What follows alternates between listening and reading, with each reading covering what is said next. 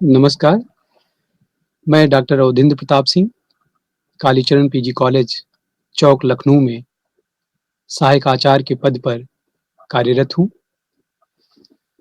प्रिय विद्यार्थियों, आज बीएचडीसी 131 के अनिवार्य पाठ्यक्रम को यहाँ पर चर्चा करने के लिए मैं उपस्थित हुआ हूँ।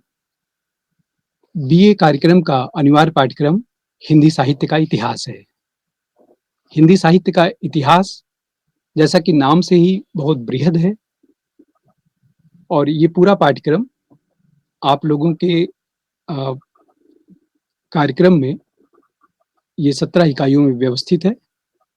तो मैं आज की इस परिचर्चा में, इस व्याख्यान में प्रयास ये करूँगा कि ये 4 कालखंडों में, 4 खंडों में आपका ये पूरा पाठ्यक्रम व्यवस्थित है। उनका एक सामान्य परिचय देंगे और उसके बाद खंड 1 के अंतर्गत जो इकाइयाँ हैं, आज के व्याख्यान का मुख्य विषय खंड 1 की इकाइयों के अंतर्गत समेटने का प्रयत्न करेंगे। हिंदी साहित्य का इतिहास, ये पूरा बीए प्रथम वर्ष का पाठ्यक्रम है आपका। जैसा कि आप लोग जानते हैं कि साहित्य का जो इतिहास है वो बहुत बृहद है, और साहित्य देशकाल के भीतर जो जनता की स्थितियां हैं, आशा, निराशा, आकांक्षा और उनके व्यवहार का यथावत चित्रण करता है। यह एक तरह का समानांतर और सांस्कृतिक ऐतिहासिक दस्तावेज है। इसके माध्यम से हम यह जान पाते हैं कि किसी भी देश काल विशेष में सत्ता व्यवस्था और राजनीति के इतर क्या कुछ घटित हो रहा होता है, ये उसका जीता जागता उदाहरण प्रस्तुत करता है। किसी भी समय का जो साहित्य है, उसकी जो प्रवृत्तियां हैं, वो स्थान विशेष के सामाजिक, आर्थिक, राजनीतिक और जन आकांक्षा के अंतर्द्वंद से निर्मित होता है। यही वह कारक हैं जिनके परिवर्तन के साथ साहित्यिक रुझान में भी परिवर्तन दृष्टिगोचर होता है। प्रिय विद्यार्थियों, आज हमारे सामने हिंदी साहित्य के विकास और परिवर्तन का लगभग 1100 वर्षों का एक लंबा कालखंड है, जिसे जानने के लिए, समझने के लिए उसमें शिल्पगत क्या परिवर्तन हुआ, संवेदनात्मक और रचनात्मक रूप में किस तरह से साहित्य हमारे सामने आता है, इसकी हम लोग चर्चा करेंगे। तो सर्वप्रथम मैं आपके संपूर्ण पाठ्यक्रम का एक सिंहावलोकन कराना चाहूंगा। हिंदी साहित्य के इतिहास को मुख्य रूप से खंड एक को 3 इकाइयों के अंतर्गत विभक्त किया गया है, और खंड 1 में मुख्य रूप से काल विभाजन इकाई 1 के अंतर्गत है और नामकरण। इसी तरह से इकाई 2 के अंतर्गत आदिकालीन काव्य धाराओं की चर्चा की गई है, और इकाई 3 में भक्ति आंदोलन, परिस्थितियां और सामान्य विशेषताएं हैं। इकाई 3 इकाइयों के अंतर्गत हिंदी साहित्य का आरंभ और विकास को समेटा गया है। इसी प्रकार खंड 2 में भी 4 इकाइयों के अंतर्गत इस भक्तिकालीन काव्य धारा को व्यवस्थित किया गया है। इसमें इकाई 1 के अंतर्गत संध काव्य धारा है, इकाई 2 के अंतर्गत सूफी काव्य धारा, और इकाई 3 के अंतर्गत कृष्ण काव्य धारा, और इसी तरह से इकाई 4 के अंतर्गत राम भक्ति काव्य धारा है। इन मुख्य रूप से 4 बिंदुओं के अंतर्गत भक्तिकालीन काव्य धारा का वर्णन किया गया है। इसी तरह से खंड 3 में रीति काव्य और आधुनिक साहित्य का आविर्भाव के विषय में बताया गया है। इसमें इकाई 8 रीति काव्य, परिस्थितियां और उनकी जो प्रवृत्तियां थी, उस पर प्रकाश डाला गया है। इकाई 9 में रीति काव्य के जो प्रमुख कवि हुए हैं, उन पर विचार किया गया है, और इकाई 10 और 11 में भारतीय युगीन साहित्य के विषय में बताया गया है। साथ ही साथ द्विवेदी युगीन साहित्य की जो प्रवृत्तियां हैं, द्विवेदी युगीन साहित्य का जो प्रदेय अवदान है, उनके विषय में वर्णन किया गया है। खंड 4 में आधुनिक हिंदी गद्य साहित्य का उल्लेख किया गया है। इसमें कुल 6 इकाइयां हैं, जिनमें इकाई 12 के अंतर्गत हिंदी कहानी का विकास 1, और अगली इकाई में हिंदी कहानी का विकास 2 का वर्णन किया गया है। इसी प्रकार इकाई 14 और 15 में उपन्यास का विकास 1 और हिंदी उपन्यास का विकास 2 के विषय में जानकारी प्राप्त होती है। इसी तरह से इकाई 18, 17 और 16 में हिंदी नाटक का विकास और हिंदी निबंध का विकास के विषय में विस्तार से बताया गया है। इस तरह से जो बीएचडीसी 131 कोड का पाठ्यक्रम है, उसे कुल 17 इकाइयों में व्यवस्थित किया गया है और इन 17 इकाइयों को 4 खंडों में बांटा गया है। आज की जो हमारी परिचर्चा है, वो मुख्य रूप से हम कोशिश करेंगे कि हिंदी साहित्य का आरंभ एवं विकास पर हम अपना व्याख्यान केंद्रित करेंगे और हिंदी साहित्य का आरंभ और विकास, इसमें कुल 3 इकाइयां हैं और इन 3 इकाइयों में मुख्य रूप से पहली जो इकाई है वो काल विभाजन और नामकरण की है कि हिंदी साहित्य में काल विभाजन और नामकरण की आवश्यकता क्या है, काल विभाजन और नामकरण का आधार क्या है, हिंदी साहित्य के काल विभाजन की मुख्य समस्या क्या है और काल विभाजन के अब तक हुए जो विभिन्न प्रयास हैं उन पर विचार करेंगे। किसी भी साहित्य को समझने के लिए उसके काल विभाजन का निर्धारण होना आवश्यक है, इसमें कोई संदेह नहीं है। क्योंकि जब तक हम काल विभाजन सबसे बड़ा आधार ये है कि बिना काल विभाजन के हम उसका सुचारू रूप से अध्ययन नहीं कर सकते हैं। हम ये तय नहीं कर सकते हैं कि कौन सा कवि किस प्रवृत्ति का है, किन प्रवृत्तियों से प्रभावित होकर उसकी रचनाएं हमें दृष्टिगत होती हैं और उसके बाद उस कालखंड विशेष का आखिर नामकरण क्या रखा जाए। तो इन सब बातों पर विचार करने के लिए उसका नामकरण और काल विभाजन होना आवश्यक है। वस्तुतः काल विभाजन अंतिम रूप से किसी भी प्रवृत्ति के उत्थान या पतन का द्योतक नहीं हो सकता है। ये बात सच है क्योंकि साहित्य में किसी भी प्रवृत्ति की शुरुआत हिंदी इतिहास के किसी खास बिंदु पर ना होकर अचानक नहीं होती है। ये कह पाना बहुत कठिन होता है कि कोई भी प्रवृत्ति ना तो अचानक उत्पन्न होती है और ना तो अचानक समाप्त होती है। यही कारण है कि काल विभाजन में ये तय कर पाना कठिन हो जाता है कि कहाँ से हम उसका एक स्वरूप निर्धारित करें कि उसकी सीमा तय करें और समय के अध्ययन की सुविधा के लिए सबसे पहले काल विभाजन और नामकरण दोनों आवश्यक होता है। इसलिए काल विभाजन अलग-अलग तरह के साहित्यकारों ने, इतिहासकारों ने उसको अलग-अलग तरीके का अपना किया है। काल विभाजन की आवश्यकता इसीलिए इतिहास को सही ढंग से समझने के लिए ज़रूरी है।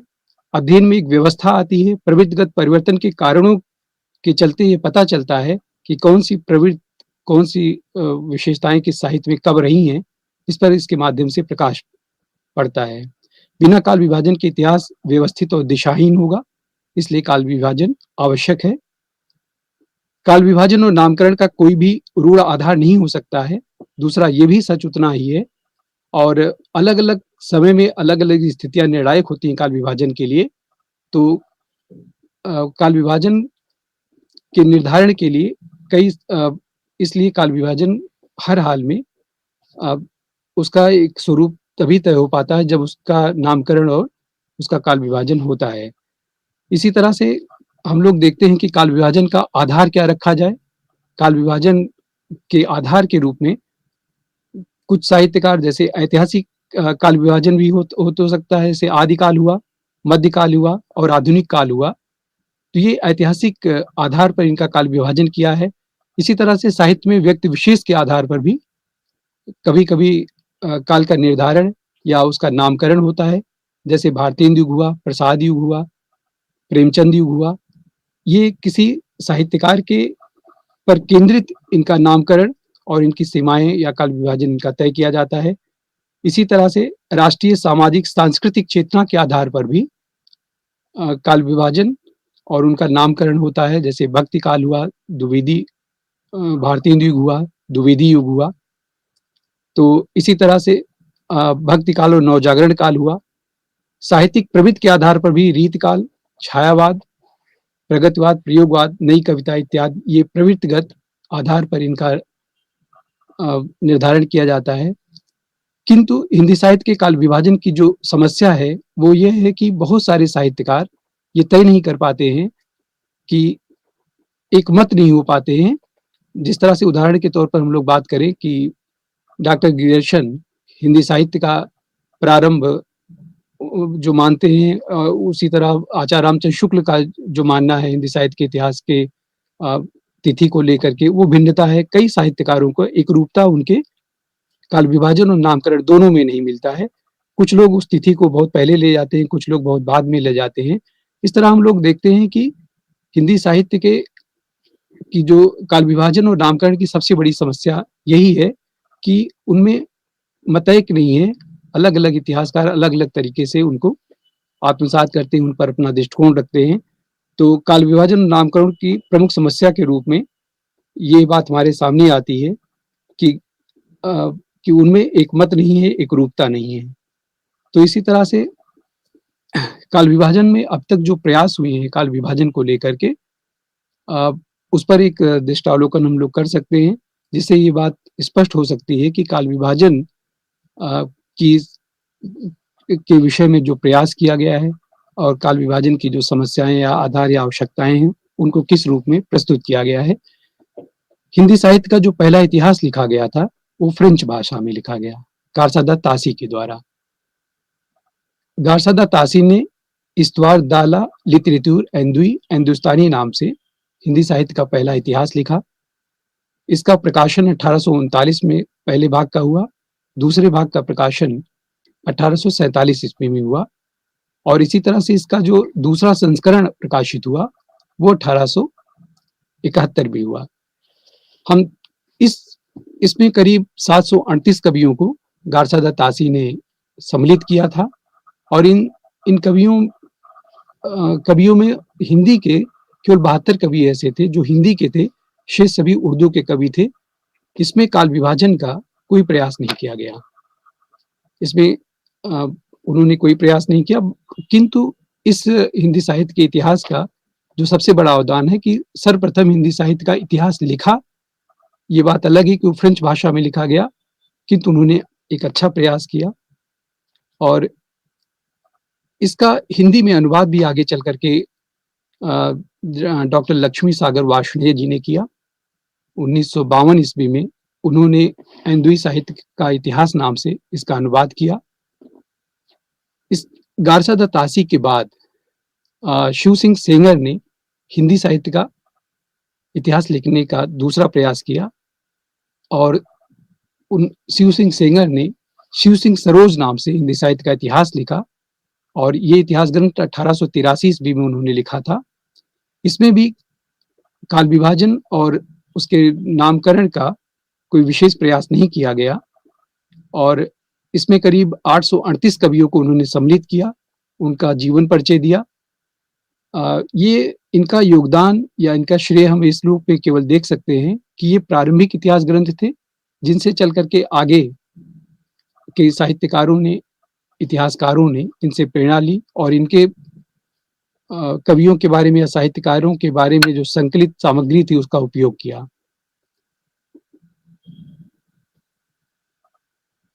शिव सिंह सेंगर के बाद डॉक्टर जॉर्ज ग्रियर्सन पहले ऐसे साहित्यकार हैं जिन्होंने हिंदी साहित्य का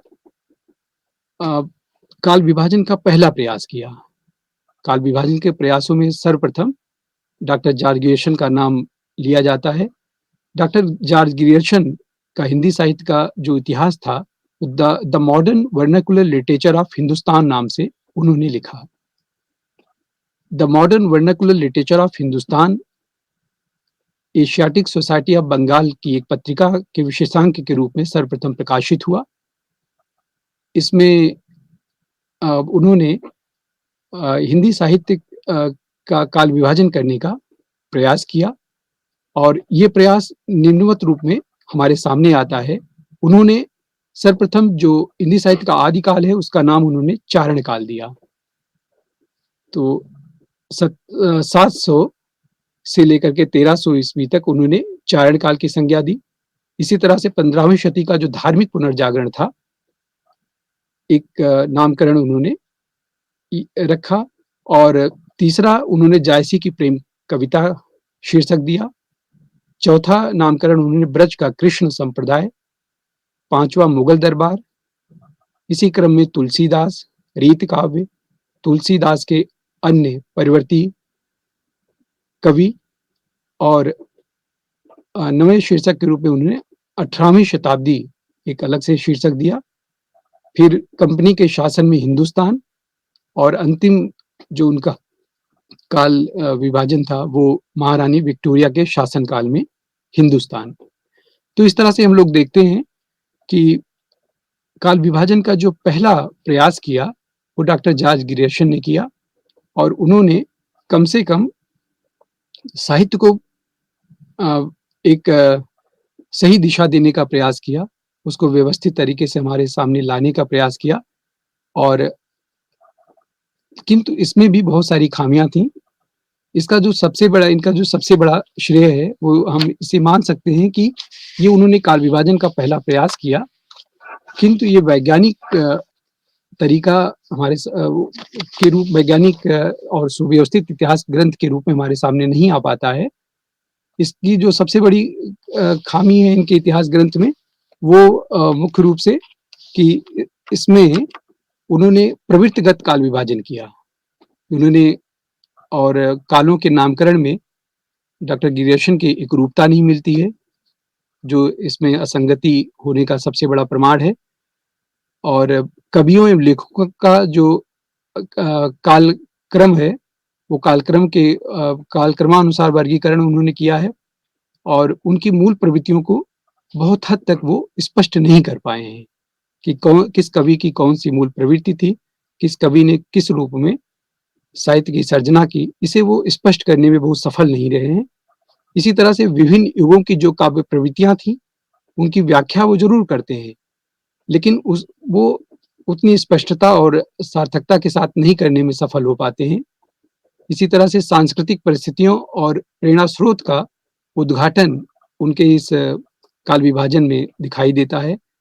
आरंभिक कार्य को सर्वप्रथम ग्रियर्सन ने ही चारण काल कहा। ये उनका एक बहुत बड़ा योगदान है। हिंदी साहित्य के काल विभाजन के अंतर्गत उन्होंने ये बात रखी और इसी तरह से चारण काल के अंतर्गत उन्होंने 9 कवियों का उल्लेख किया है हिंदी साहित्य में, जिनमें केदार हैं, कुमारपाल, पुष्य कवि, खुमार सिंह, अन्यदास, चंद, जागनिक, जोधराज और शारंगधर।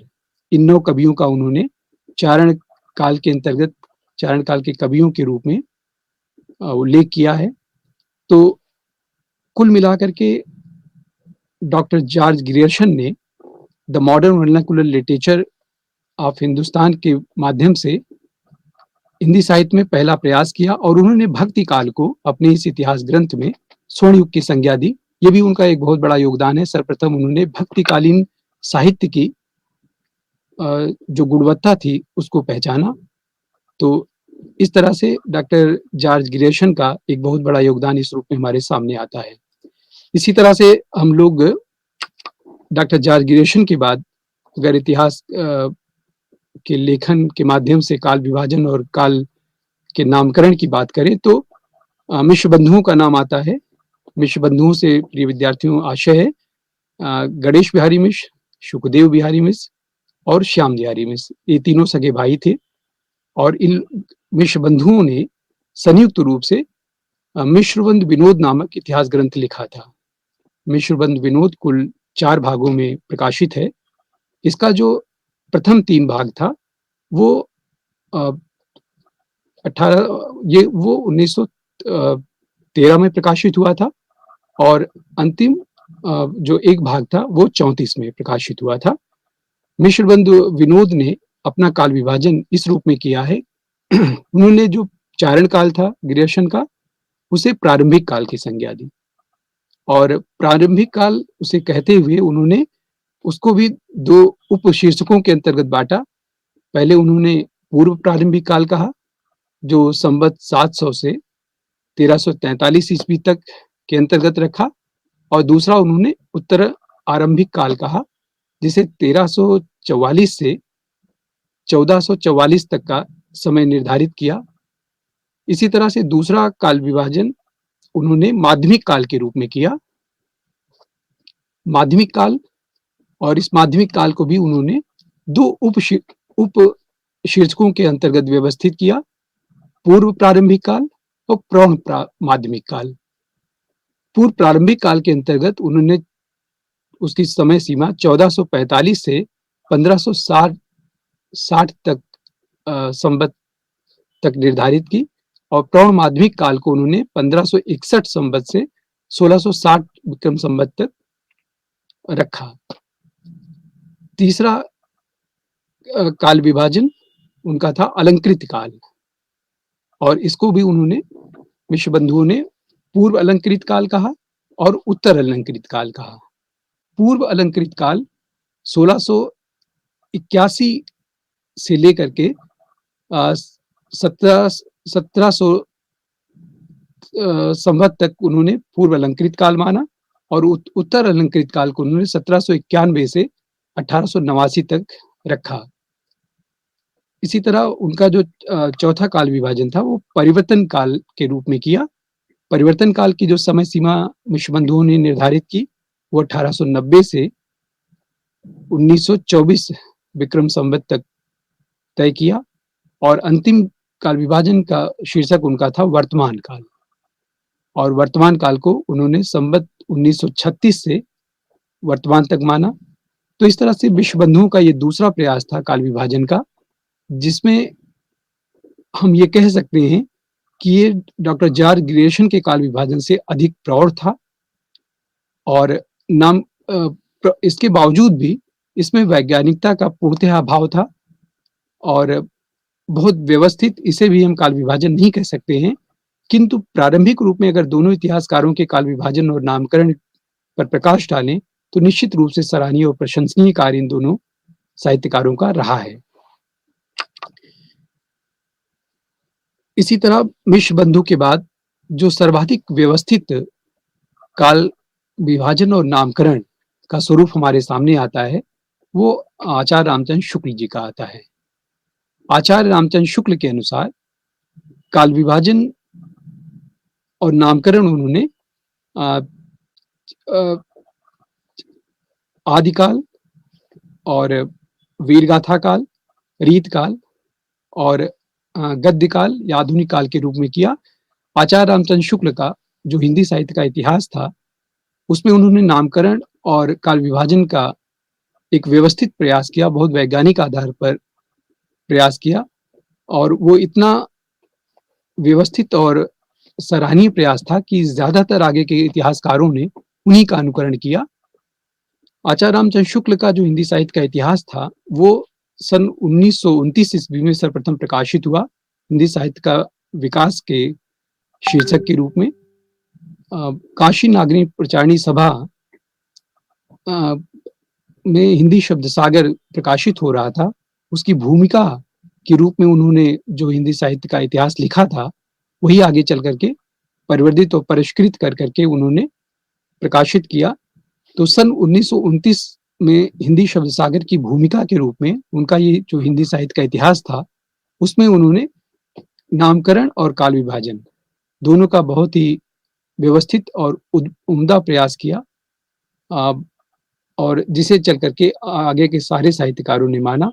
उन्होंने चारण काल या प्रारंभिक काल को वीरगाथा काल कहा।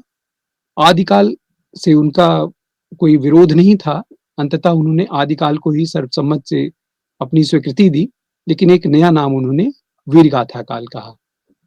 इसी तरह से पूर्व मध्य काल को आचार्य रामचंद्र शुक्ल ने भक्ति काल नाम दिया, और उत्तर मध्य काल को उन्होंने रीत काल कहा, और आधुनिक काल को गद्य काल की संज्ञा दी। इसकी समय सीमा भी उन्होंने निर्धारित की, संवत 1050 से 1375 तक का समय आदिकाल के अंतर्गत रखा। संवत 1375 से 1700 तक के समय को उन्होंने पूर्व मध्यकाल कहा, और 1700 से 1900 तक के समय को उन्होंने रीति काल की संज्ञा दी, और 1900 से 1900 संवत 1900 से और अब तक या 1984 तक का जो समय है उसे उन्होंने गद्य काल के अंतर्गत रखा। आचार्य रामचंद्र शुक्ल जी का यह काल विभाजन सबसे सुदृढ़, स्थायी, वैज्ञानिक और आगे के इतिहासकारों के लिए इतिहास लिखने का एक बहुत बड़ा आधार बना। और उनका ये जो नामकरण था और जो काल निर्धारण था, इसको उन्होंने 12 ग्रंथों के आधार पर, जो उस समय उन्हें उपलब्ध हो पाया था, उसके आधार पर इसका नामकरण उन्होंने किया। उनके 12 ग्रंथों में सबसे पहले विजयपाल रासो की बात आती है। विजयपाल रासो, जिसे नल्ल सिंह ने लिखा था, हमीर रासो सारंगधर का, और खुमार रासो, पृथ्वीराज रासो, परमाल रासो, और विद्यापति की 3 कृतियां, कीर्तलता, कीर्तपताका, पदावली, और इसी तरह से खुसरो की पहेलियां, जयचंद प्रकाश भट्ट केदार की रचना है, और जय मयंक जसचंद्रिका मधुकर की। तो इन ग्रंथों के आधार पर उन्होंने हिंदी साहित्य के काल विभाजन का प्रयास किया, और सबसे पहले उन्होंने पहले काल को इसी आधार पर वीरगाथा काल कहा। तो वीरगाथा काल का जो नामकरण था वो इन्हीं 12 ग्रंथों के आधार पर आचार्य रामचंद्र शुक्ल ने किया था। तो आचार्य रामचंद्र शुक्ल के काल विभाजन के बाद हिंदी में एक नई परंपरा की शुरुआत हुई, और आगे के ज्यादातर साहित्यकारों ने इतिहास लेखन में उनका अनुकरण किया। डॉक्टर बच्चन जी यहाँ तक कहते हैं कि आचार्य रामचंद्र शुक्ल को छोड़कर या सिर्फ उन्हीं के अनुकरण पर इतिहास लिखना संभव नहीं है, यानी कि उनको छोड़ करके भी इतिहास नहीं लिखा जा सकता है, और पूरी तरह से उन्हीं का अनुसरण करते हुए भी लिखना उतना उपयुक्त नहीं है। तो इसमें कोई संदेह नहीं है कि काल विभाजन और नामकरण के रूप में हिंदी साहित्य का जो स्वरूप आचार्य रामचंद्र शुक्ल ने निर्धारित किया, वो बहुत वैज्ञानिक और हर तरह से सटीक है। इसी तरह से डॉक्टर रामकुमार वर्मा ने भी काल विभाजन और उसकी समय सीमा निर्धारित करने की कोशिश की। डॉक्टर रामकुमार वर्मा के अनुसार संवत 750 से 1000 संवत तक का समय उन्होंने संधि काल के रूप में बताया, और संवत 1000 से 1375 विक्रम संवत तक उन्होंने चारण काल नाम दिया, और संवत 1375 से 1700 तक के समय को डॉक्टर रामकुमार वर्मा ने भक्ति काल कहा, और संवत 1700 से 1900 तक के समय को उन्होंने रीत काल नाम दिया, और अंतिम काल विभाजन उनका आधुनिक काल के रूप में था। संवत 1900 से आगे उन्होंने आधुनिक काल की संज्ञा दी। डॉक्टर रामकुमार वर्मा के आगे गणपत चंद्र गुप्त ने भी काल विभाजन किया। डॉक्टर गणपत चंद्र गुप्त के अनुसार सन 1184 से लेकर 1350 तक आदिकाल, और पूर्व मध्यकाल, उत्तर मध्यकाल और आधुनिक काल, ये 4 नामकरण डॉक्टर गणपत चंद्र गुप्त ने दिया, और समय के रूप में उन्होंने आधुनिक काल को सन 1857 से अब तक के अंतर्गत रखा, और उत्तर मध्यकाल को 1600 से 1857 ईस्वी के मध्य रखा, और सन 1350 से 1600 तक के समय को उन्होंने पूर्व मध्यकाल के अंतर्गत व्यवस्थित किया। गणपत चंद्र गुप्त के काल विभाजन के बाद जो और व्यवस्थित तरीके से हमारे सामने काल विभाजन का स्वरूप आता है, वो डॉक्टर नगेंद्र द्वारा जो संपादित ग्रंथ है हिंदी साहित्य का इतिहास, उसके अंतर्गत किया गया। डॉक्टर नगेंद्र ने आदिकाल को 7वीं शती के मध्य से 14वीं शती के मध्य तक माना, और भक्ति काल को उन्होंने 14वीं शती के मध्य से 17वीं शती के मध्य तक निर्धारित किया।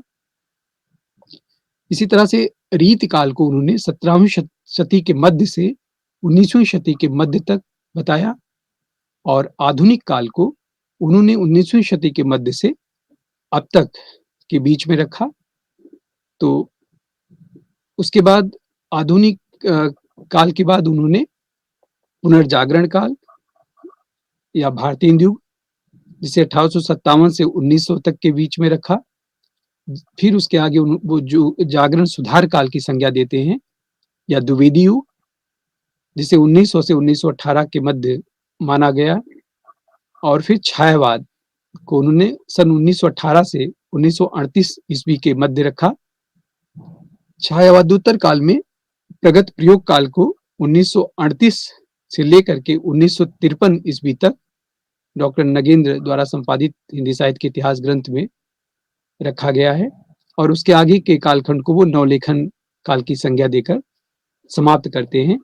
तो इस तरह से डॉक्टर नगेंद्र द्वारा संपादित हिंदी साहित्य के इतिहास ग्रंथ में काल विभाजन का जो स्वरूप निकल कर सामने आता है, उसमें कहीं न कहीं जो पूर्ववर्ती इतिहासकार हैं, उनके आधार पर बहुत कुछ उनसे सीखते हुए, उनका अनुसरण करते हुए इन्होंने हिंदी साहित्य के इतिहास में काल विभाजन और नामकरण की व्यवस्था देने का प्रयास किया।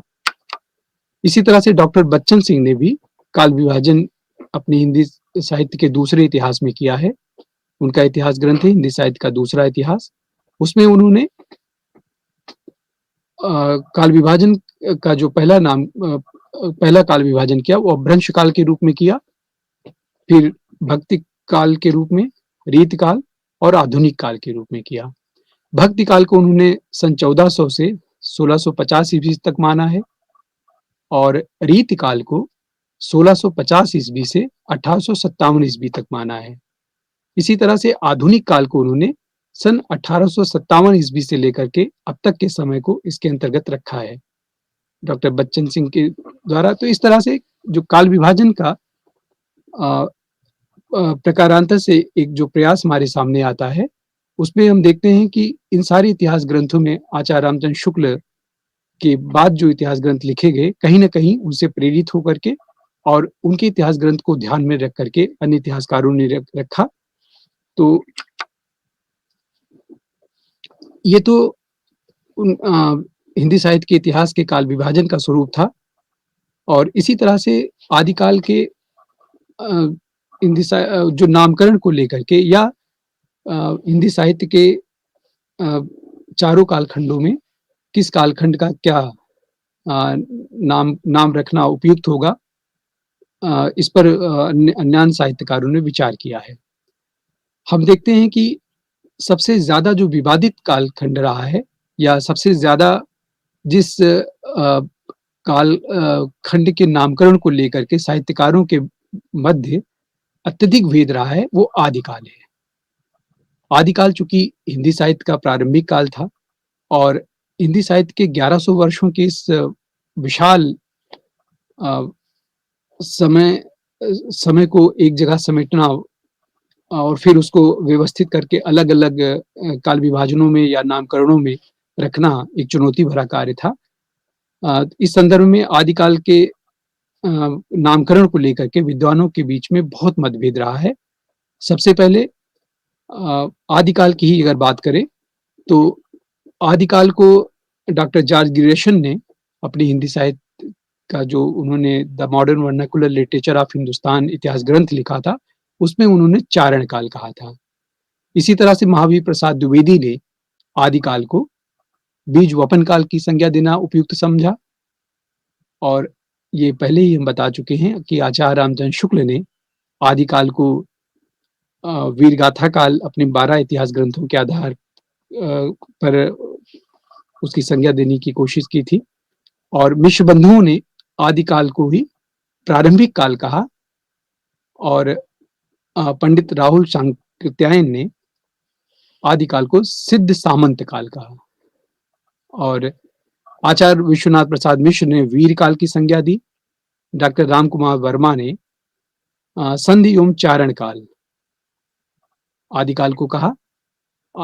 आचार्य हजारी प्रसाद द्विवेदी आदिकाल को आदिकाल कहने का सर्वप्रथम श्रेय उनको ही जाता है। आचार्य हजारी प्रसाद द्विवेदी ने हिंदी साहित्य की भूमिका, हिंदी साहित्य का उद्भव और विकास और हिंदी साहित्य का आदिकाल। ये 3 महत्वपूर्ण इतिहास ग्रंथ उन्होंने लिखे थे और उनमें भी हिंदी साहित्य का उद्भव और विकास में सर्वप्रथम उन्होंने इस बात पर बल दिया कि हिंदी साहित्य का जो सबसे प्रारंभिक काल है, उसे आदिकाल नाम देना सबसे उपयुक्त है। आगे चल कर के आचार्य रामचंद्र शुक्ल ने स्वयं भी वीर गाथा काल देने के बावजूद भी उन्होंने आदिकाल को स्वीकार किया और आदिकाल को ही सबसे उपयुक्त नामकरण के रूप में माना। तो आचार्य रामचंद्र शुक्ल जी का अ, हिंदी साहित्य के प्रारंभिक काल को आदिकाल की संज्ञा दी गई और ये सबसे उपयुक्त नाम है। इसी तरह से सुमन राजे ने आधार काल कहा और डॉक्टर धीरेन्द्र वर्मा ने अपभ्रंश काल की संज्ञा दी। तो इस तरह से आदिकाल को लेकर के विद्वानों के मध्य में काफी मतभेद रहे हैं और जैसा कि प्रारंभ में हम लोगों ने चर्चा की कि ये नामकरण को लेकर के आखिर समस्याएं क्यों आ रही हैं कि एक ही कालखंड के विशेष अवधि को एक नाम कैसे दिया जाए। तो नामकरण को लेकर के जो शुक्ल जी ने जो मार्गदर्शन किया है या जिसका उन्होंने अनुकरण किया है वो ये है कि उस समय विशेष में जो भी साहित्य उपलब्ध है, किस रूप में उपलब्ध है, उसमें किस तरह की विचारधारा, किस तरह का चिंतन, किस तरह की गुणवत्ता उस साहित्य में, किस तरह की चेतना सक्रिय रही है, कुल मिलाकर के साहित्य में उपलब्ध जो प्रवृत्तियां हैं उन्हीं के आधार पर नामकरण सबसे उपयुक्त माना जाना चाहिए। लेकिन आदिकाल का जो समय था वो कहीं ना कहीं हम लोग देखते हैं कि हिंदी खड़ी बोली जिसमें संपूर्ण हिंदी साहित्य के इतिहास को हम लोग पढ़ते हैं, वो अचानक से तो कहीं उदित नहीं होता है, उसकी जड़ें बहुत पीछे तक जाती हैं। संस्कृत साहित्य के बाद वैदिक संस्कृत और लौकिक संस्कृत के बाद 500 ईसा पूर्व से पाली भाषा पहली ईस्वी तक हमारे यहाँ काफी चलन में रहती है और पाली के बाद फिर प्राकृत भाषा आ जाती है। करीब पहली ईस्वी से लेकर के 500 ईस्वी तक प्राकृत का प्रादुर्भाव प्रभुत्व रहता है। बहुत कुछ जो आदिकालीन साहित्य है वो हमें पाली भाषा में भी उपलब्ध है, प्राकृत में भी और अपभ्रंश भाषा में भी। यहाँ तक कि आचार्य रामचंद्र शुक्ल पाली भाषा उन्होंने सिद्ध साहित्य, नाथ साहित्य और जैन साहित्य, इसको तो वो साहित्य की श्रेणी में भी नहीं रखते हैं। इस पर भी एक विवाद अन्य इतिहासकार इस बात को लेकर के करते हैं। तो साहित्य हिंदी का साहित्य या हिंदी किसे माना जाए, किसे न माना जाए, इस पर भी लगातार बहुत मतभेद रहे हैं साहित्यकारों के मध्य में। तो यही कारण है कि इतने सारे नाम आदिकाल के संदर्भ में हमारे सामने आते हैं और बहुत सारे इतिहासकार अपने अपने तरीके से नए नए नामकरण दे देते हैं। हालांकि इन नामकरणों के पीछे कहीं ना कहीं उस समय का जो उपलब्ध साहित्य था ये उसके लिए जिम्मेदार है। जैसा कि डॉक्टर जॉर्ज गिरिशन ने जो चारण काल कहा वो यूं ही तो नहीं कह दिया, कहीं ना कहीं जो उस समय जो प्रशस्त साहित्य लिखा जा रहा था, कोई न कोई कभी किसी न किसी राजा के रजवाड़े के राज दरबार में रह करके काव्य लेखन करता था। तो वो निश्चित रूप से जब जिसके अधीन रहेगा, जिससे उसका जीवन यापन होगा जिसके माध्यम से, तो उसकी अतिरेक करके वो प्रशंसा करेगा, जो नहीं भी सही होगा उसे सही बनाकर प्रस्तुत करने का प्रयास करेगा। तो आदिकाल में इसीलिए चारण साहित्य हमें जो उपलब्ध होता है या उसका नाम जो मिलता है वो इसका एक बहुत बड़ा कारण है। सिद्ध सामंत का राहुल संकृत्यायन ने कहा, तो वो जो उस समय का साहित्य था वो इसी रूप में उपलब्ध होता है और कहीं ना कहीं साहित्य में इसका स्वरूप हमें दिखाई देता है। लेकिन वहीं पर जैन हुए, नाथ हुए, सिद्ध हुए, ये स्वतंत्र रूप से काव्य रचनाएं करते थे, किसी रजवाड़े में, किसी राजा महाराजा के दरबार में नहीं रहते थे, स्वतंत्र रूप से लिखते थे। तो उनका समाज के बारे में जो विरूपताएं थी, समाज की जो समस्याएं थी या आम जनमानस जिस संवेदना वेदना से गुजरता था उसे चित्रित किया स्वतंत्र रूप से। कहीं ना कहीं इनका झुकाव आध्यात्मिकता की तरफ अधिक था, तो उनके काव्य में भी वो चीजें आम जन को लेते हुए भी आ ही जाती थी। तो इस तरह से आदिकाल के नामकरण संबंधी जो विभिन्न विचार हैं वो कई हैं, लेकिन सर्वसम्मत से आदिकाल को मान लिया गया है। तो हम लोग आदिकाल नामकरण को मान के चलते हैं कि हिंदी साहित्य के जो प्रारंभिक काल का नामकरण है, वो आदिकाल सबसे उपयुक्त है। इसी तरह से भक्ति काल के नामकरण को लेकर के विद्वानों के मध्य कोई मतभेद नहीं रहा है। भक्ति काल सब लगभग एक मत से सबने स्वीकार किया कि चूँकि उस समय का जो साहित्य था, वो इतना वैविध्य लिए नहीं था। उसमें ज़्यादातर रचनाकार कहीं न कहीं परमात्मा को पाना या परमात्मा को अपने जीवन समर्पित करके वो रचनाकार करते थे। और इस भक्ति काल में चूँकि केवल भक्ति नहीं था, बल्कि एक जन आंदोलन था कि आम जनमानस की जो समस्याएँ थीं, आम जनमानस की जो तमाम तरह की तकलीफ़ें थीं, उनको उन्होंने अपने काव्य का विषय बनाया। और इस तरह से भक्ति काल के नामकरण को लेकर के सब में लगभग एकरूपता मिलती है। लेकिन रीत काल फिर ऐसा कालखंड है, जिसको लेकर के अलग-अलग विद्वानों ने अपने-अपने तरीके से इसका भी नामकरण करने का प्रयास किया। जिनमें हम लोग देखते हैं कि जॉर्ज ग्रेशन ने रीत काव्य को अ रीत काव्य नाम दिया, रीत काल को। और आचार्य रामचंद्र शुक्ल ने रीत काल की ही संज्ञा दी है रीत काल को। इसी तरह से आचार्य विश्वनाथ प्रसाद मिश्र जी ने आदि काल को श्रृंगार काल कहा और मिश्र बंधुओं ने अलंकृत काल की संज्ञा दी। शंकर शुक्ल ने कला काल कहा। तो रीत काल के नामकरण को लेकर के भी मतैक्य हैं। अलग-अलग साहित्यकारों ने उसको अलग-अलग संज्ञा दी, लेकिन सर्वसम्मत से रीत काल सबके लिए उपयुक्त है। और चूँकि रीतकालीन जो साहित्य है, कहीं न कहीं एक रीत, एक परंपरा में आबद्ध होकर के रीतबद्ध रचनाओं के चलन को ध्यान में रख कर के वो कवि चलता रहा है। तो रीत काल का नाम उपयुक्त हर दृष्टि से रहा है। इसी तरह से आधुनिक काल के जो विभिन्न कालखंड हैं, उनके नामकरण को भी उनका भी नामकरण किया गया। लेकिन उनके नामों को लेकर के कोई विभिन्न मत नहीं आए। जिनमें हम लोग देखते हैं कि हिंदी आधुनिक कालखंड का जो पहला नामकरण है, वो भारतीय युग है। भारतीय युग, इसे अधिक से अधिक पुनर्जागरण काल की भी संज्ञा दी जाती है। भारतीय युग का समय, भारतीय युग का जन्म चूँकि 1850 में हुआ था, तो कुछ साहित्यकार 1850 से 1900 तक के समय को भारतीय युग के रूप में मानते हैं और कुछ 1857 से 1900 तक के समय को भारतीय युग की संज्ञा देते हैं। तो इस तरह से भारतीय युग और भारतीय युग के बाद द्विवेदी युग, जिसे जागरण सुधार काल भी कहते हैं।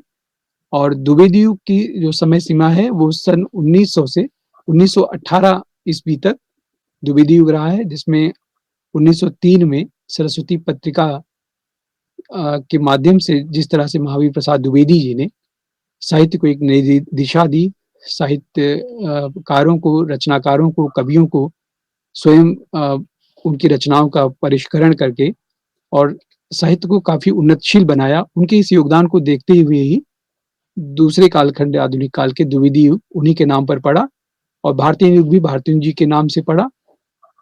इसके बाद छायावाद, झरना के प्रकाशन से ही छायावाद का प्रारंभ मान लिया जाता है।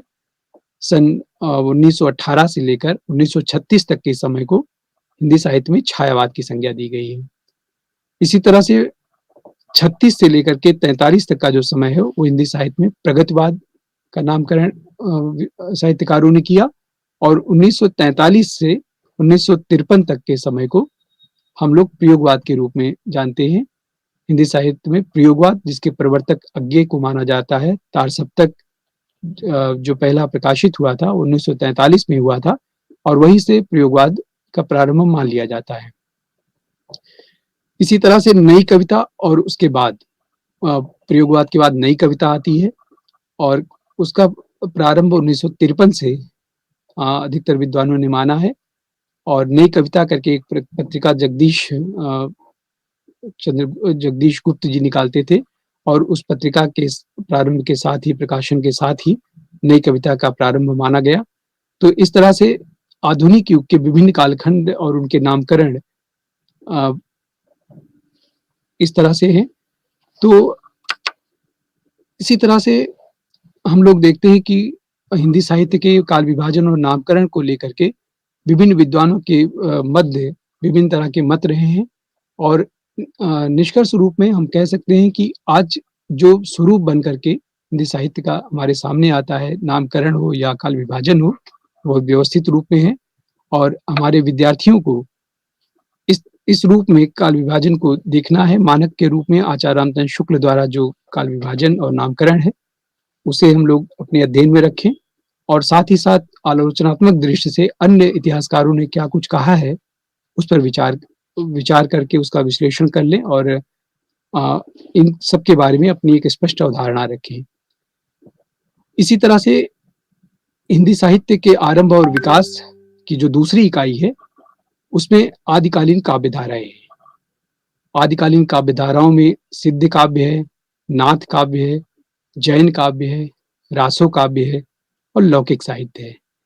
तो हम लोग देखते हैं कि आदिकालीन काव्य धाराओं में जो विविधता है साहित्य की, वो बहुत व्यापक है। एक तरफ सिद्ध साहित्य, कहीं न कहीं सिद्ध साहित्य जो बौद्ध धर्म था, उसकी वज्रयान शाखा से प्रभावित था और सरहपा को प्रथम सिद्ध माना जाता है। सिद्धों की जो संख्या थी वो 84 है और संध्या भाषा शैली का ये लोग उपयोग करते थे और जो भी समाज की विडंबनाएँ थी, विरूपताएँ थी, उनका ये विरोध करते थे और इस तरह से सिद्ध साहित्य से प्रभावित होकर के जो अखड़ता कबीर में आती है, जो कहीं न कहीं जो हठ योग कबीर का है, वो सिद्धों से प्राप्त करते हैं। तो भक्ति काल की एक तरह से पृष्ठभूमि के रूप में जो आदिकालीन काव्य धाराएँ हैं, उसको हम देख सकते हैं। इसी तरह से नाथ साहित्य, गोरखनाथ मच्छिंद्रनाथ के शिष्य थे और उन्हें शिव का अवतार भी माना जाता है। तो उन्होंने नाथ साहित्य की स्थापना की और नाथ के साथ जैन जैन साहित्य में भी विपुल साहित्य हमें प्राप्त होता है।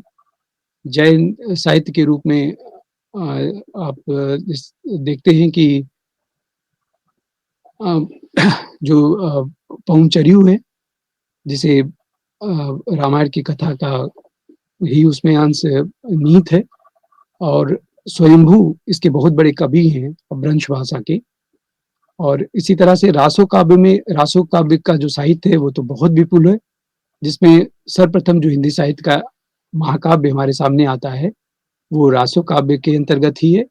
पृथ्वीराज रासो चंद्रवरदाई ने जिसकी रचना की थी और हिंदी साहित्य का इसे प्रथम महाकाव्य माना जाता है। तो रासो काव्य के अंतर्गत ही, आदिकाल के अंतर्गत ही, जहाँ एक तरफ अमीर खुसरो खड़ी बोली में काव्य रचना कर रहे होते हैं और खड़ी बोली के अमीर खुसरो पहले कवि भी बनते हैं। उनका वास्तविक नाम अबुल हसन था और अ अ, उन्होंने पहेलियाँ लिखी और अ, खालिक बारी उनकी विशिष्ट रचना है, गज़लें हैं, 2 सुखने हैं। तो इस तरह से उनकी जो उपलब्ध रचनाएँ हैं, उनके माध्यम से खड़ी बोली में गज़ल लिखना या कविता लिखना, इसका प्रारंभ, इसका जो श्रेय है, वो अमीर खुसरो को जाता है। और इसी तरह से ढोला मारू रादुआ करके जो लौकिक साहित्य भी हमें अ, समृद्धशाली रूप में आदिकाल में प्राप्त होता है। तो आदिकालीन काव्य धाराओं में सिद्ध सिद्ध काव्य, नाथ काव्य, जैन और रासो लौकिक साहित्य इत्यादि के रूप में काव्य की विविध धाराएँ उस समय सक्रिय रहती हैं। अ, इसी तरह से भक्ति आंदोलन तीसरी इकाई के रूप में परिस्थितियाँ और उनकी जो सामान्य विशेषताएँ हैं, इसमें भक्ति का उद्भव अ किस रूप में हुआ, उसका अर्थ या स्वरूप क्या है, भक्ति आंदोलन संबंधी जो विभिन्न परिस्थितियाँ थी हमारे यहाँ की, वो चाहे सामाजिक हों, राजनीतिक हों, आर्थिक हों, धार्मिक हों, सांस्कृतिक हों या साहित्यिक हों, अ, इन पर विचार इस इकाई के अंतर्गत किया गया है। भक्ति काव्य की जो प्रमुख विशेषताएँ रही हैं, उनमें ईश्वर के प्रति उत्कट प्रेम की भावना हमें दृष्टिगत होती है। जितने भी भक्तिकालीन कवि हैं, उनकी कविताओं में ईश्वर के प्रति अटूट आस्था है और ये आस्था उनकी हर रचना में दृष्टिगत होती है। सर्वप्रथम भक्ति हमारे यहाँ 14वीं शताब्दी तक अ, उत्पन्न होती है। इसके पहले वो दक्षिण भारत में थी, जिसे उत्तर भारत में लाने का श्रेय रामानंद जी को जाता है और रामानंद जी ने रामानंद रामानुजाचार्य के शिष्य थे, जिन्होंने समाज की विडंबनाओं का, समाज में जो कुप्रथाएं थी, समाज में जो ऊंच नीच का भेदभाव था, उसका पुरजोर विरोध किया। कबीर उन्हीं के शिष्य रहे हैं। इसके अलावा गुरु महिमा का वर्णन, भक्तकालीन साहित्य की जो सर्वाधिक विशेषता है वो गुरु महिमा का वर्णन है। गुरु गोविंद दोनों खड़े, काके लागू पाँव। कबीरदास की कविताओं में, उनके दोहों में गुरु की महिमा का जिस तरह बखान किया गया है, वो बिल्कुल परमात्मा के समतुल्य अपने गुरु को स्थान देते हैं, और उन्हीं का कहीं न कहीं अनुसरण करते हुए संत कवियों, अधिकतर संत कवियों ने गुरु की महिमा का वर्णन इस रूप में किया। नाम स्मरण की प्रधानता रही है भक्तकालीन साहित्य में। नाम की महिमा का स्मरण पर बल दिया है। साथ ही साथ शास्त्र ज्ञान की जो अनावश्यकता थी, उसको बताने का प्रयास किया है कि केवल शास्त्रीयता, शास्त्र के ज्ञान से ही कोई विद्वान नहीं हो जाता है, कोई महान नहीं हो जाता है। तो इसलिए वो निरर्थक है अगर वो चीजें हमारे आचरण में नहीं है, हमारे व्यवहार में नहीं है, हमारी संवेदना और प्रवृत्तियों में नहीं है। इसी तरह से अहंकार का त्याग और लोक जीवन से जुड़ाव, ये भी भक्तकालीन काव्य की प्रमुख विशेषताओं में है। इस कालखंड के जो भी कवि हैं, उनकी वो लगभग इस बात का बराबर इस पर बल देते रहते हैं कि अहंकार का त्याग करना, या जो अपनी जो लोक जीवन की चीजें हैं या आम जनमानस है, उससे जुड़ाव हमारा किस रूप में है, इस पर बल देते हैं। संपूर्ण जो भक्त साहित्य है वो मुख्य रूप से निर्गुण काव्य और सगुण काव्य में विभक्त है। निर्गुण काव्य के अंतर्गत संत काव्य धारा और सगुण काव्य धारा की बात होती है। इसी तरह से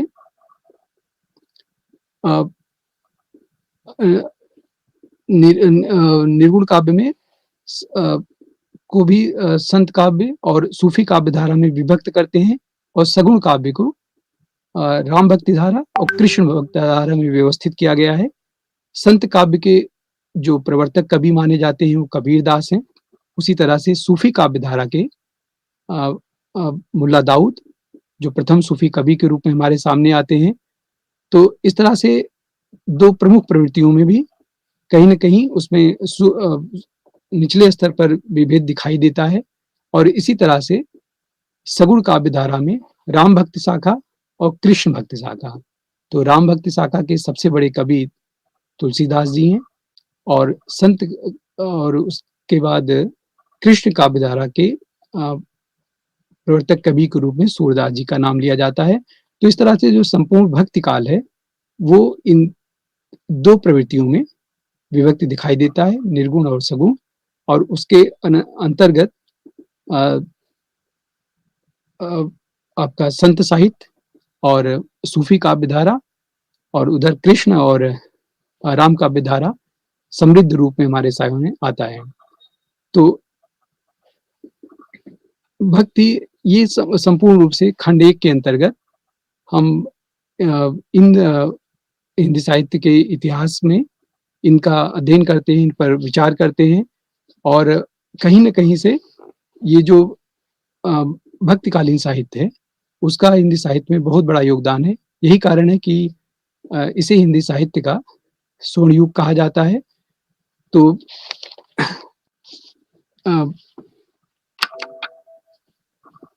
भक्ति आंदोलन और उसकी जो परिस्थितियां हैं, उसकी जो विशेषताएं हैं, वो इस रूप में है। और आदिकाल और भक्तिकाल, तो इनका क्रमबद्ध रूप में हम लोग विकास और इनकी परिणति इस रूप में देखते हैं। तो साहित्य के तौर पर भक्तिकालीन जो आंदोलन था वो इसी रूप में आगे बढ़ा, और उसमें कबीर की रचनाओं के रूप में काफी कुछ हमें हमारे सामने आता है। और भक्तिकाल के जितने भी कवि रहे हैं उन सबका विशेष रूप से ये योगदान रहा है। आचार्य रामचंद्र शुक्ल ने इसी नाते कहा था कि जो साहित्य है वो कहीं ना कहीं जनता की चित्तवृत्तियों के माध्यम से प्रकट होता है, वो हमारे सामने आता है। और इस तरह से भक्तिकालीन जो साहित्य है उसकी विभिन्न जो प्रवृत्तियां हैं, जो प्रकृति है, वो इस तरह से आता है। इसमें सूफी कवियों में कुतुबन हुए, मुल्ला दाऊद हुए, मंझन हुए, जायसी हुए। इनमें चंदायन महाकाव्य जो सूफी काव्य का प्रथम महाकाव्य माना जाता है, और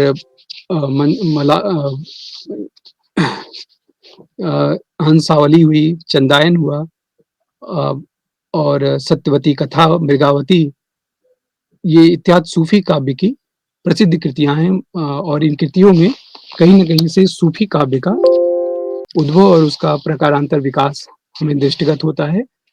और इसी तरह से कबीर की रचनाओं में कबीरदास लगातार गुरु की महिमा का वर्णन करते हैं, ईश्वर के प्रति अपनी आस्था को प्रकट करते हैं, और इस तरह से कबीर की कृतियों में कहीं न कहीं से गुरु ग्रंथ साहब में उनकी रचनाएँ संकलित हैं, और उसमें उन्होंने इसका उल्लेख किया है। कबीर की वाणी का जो मुख्य संकलन धर्मदास ने बीजक के रूप में किया था, और 1464 ईस्वी में बीजक प्रकाशित हुआ था। इसके 3 भाग रामायणी और शबद और साखी के रूप में, जिसमें कबीर के बारे में उल्लेख मिलता है। रामायणी से उनका अभिप्राय था रामायण से, और शबद का शाब्दिक अर्थ शब्द है, और साखी साक्षी के रूप में उन्होंने व्यक्त किया है। तो कबीरदास का जो कविता कहने का था, इसलिए उन्हें भाषा का डिक्टेटर आचार्य हजारी प्रसाद द्विवेदी जी ने कहा है, और शुक्ल जी ने कबीर की जो वचनावली है उसके सबसे प्राचीन प्रति होने का उल्लेख किया है। बाबू श्याम सुंदर दास ने उनकी भाषा को पंचमेर खिचड़ी कहा है, और रामचंद्र शुक्ल ने वही उन्हें सदुक्कड़ी भाषा की संज्ञा दी है, और हजारी प्रसाद द्विवेदी जी ने उन्हें भाषा का डिक्टेटर कहा ही था। तो इस तरह से हम देखते हैं कि जितने भी भक्तिकालीन कवि हैं उनमें कबीर का प्रमुख रूप से नाम हमारे सामने आता है। और कबीर समाज में व्याप्त जितनी भी तरह की रूढ़ियां हैं, आडंबर हैं, उन जातवादी वर्णवादी जो व्यवस्थाएं हैं उस पर वो बहुत प्रबल प्रहार करते हैं, उसका प्रबल विरोध करते हैं। तो एक तरह से जो भक्तकालीन साहित्य है वो एक जन आंदोलन के रूप में हमारे सामने आता है, और इसके कवियों ने लगातार इसका चित्रण अपने काव्य में किया है। इसी के तदनंतर रैदास का नाम लिया जाता है, और रैदास कबीर के बाद रैदास हुए, गुरु नानक हुए, और इसमें कई सारे पंथ भी हमें इस कालखंड में दिखाई देते हैं। जैसे कबीर पंथ हुआ, सिख हुआ, उदासी पंथ हुआ, या बाबा लाल जी, बावरी, सत्यनामी इत्यादि जो पंथ भी चले। तो संपूर्ण रूप से जो भक्तिकालीन साहित्य है वो हमें इस रूप में दिखाई देता है। कहने का आशय यह है कि खंड 1 के अंतर्गत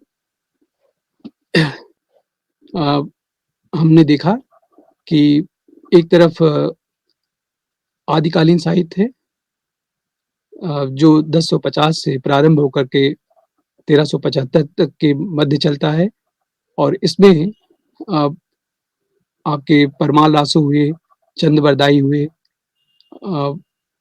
परमाल रासो के लेखक जगनीक हुए, या विजय पाल रासो हुए, तो दलपत विजय।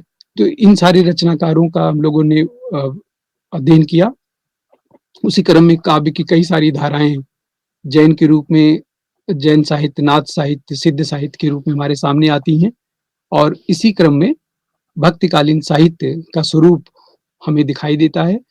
तो हमने खंड 1 के अंतर्गत मुख्य रूप से आदिकालीन साहित्य के काल विभाजन और नामकरण का आज अपने अध्यापन का केंद्र विषय बनाया, और दूसरा जो प्रमुख काव्य का स्वरूप था उस पर चर्चा की, जिनमें सिद्ध, नाथ, जैन और लौकिक साहित्य का प्रारूप आता है। इसी तरह से भक्ति काल में किस तरह से भक्ति काल का दक्षिण भारत में उदय होता है और उसका उत्तर भारत में रामानंद जी उसे उत्तर भारत में ले आते हैं और इस पर अध्ययन किया। अब खंड अपने इस पहले व्याख्यान में मुख्य रूप से हम लोगों ने आदिकाल पर चर्चा की और अपने द्वितीय व्याख्यान में अब हम आगे का क्रम करेंगे। इसी के साथ बहुत बहुत धन्यवाद। नमस्कार आपको।